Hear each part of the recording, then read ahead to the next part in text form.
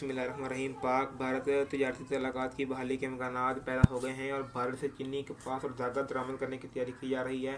ज़राए के मुताबिक वज़ारत तजारत समरिया मंजूरी के लिए आज इक़्तिसादी राब्ता कौंसिल (ECC) में पेश करेगी। भारत से चीनी trading corporation of Pakistan (TCP) और कमर्शियल दरामद कुंदगान के ज़रिए दरामद करने की तजवीज़ है। इस वक्त भारत के बरामद कुंदगान की TCP के टेंडर्स में हिस्सा नहीं ले सकते, क्योंकि भारत के बरामद कुंदगान की तरफ से TCP के टेंडर्स में हिस्सा लेने पर पाबंदी है।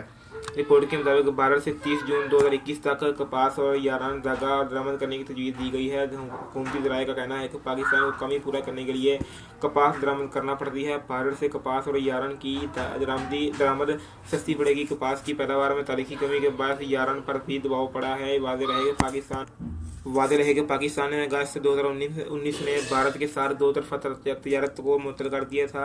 याद रहे कि वज़ीर-ए-आज़म इमरान खान को चंद रोज़ कबल भारतीय वज़ीर-ए-आज़म मोदी का खत मौसूल हुआ था, जिसमें नरेंद्र मोदी ने सेहत का हाल अहवाल पूछा और उनकी सेहतयाबी के लिए दुआ की थी। गुज़श्ता रात वज़ीर-ए-आज़म इमरान खान ने जवाबी खत मोदी को भेज दिया। खत में मौक़िफ़ अख्तियार किया गया कि पाकिस्तान की हुकूमत और अवाम भारत समेत तमाम हमसाया ममालिक से पुरअमन और तामर पर मबनी तल्लुकात चाहते हैं।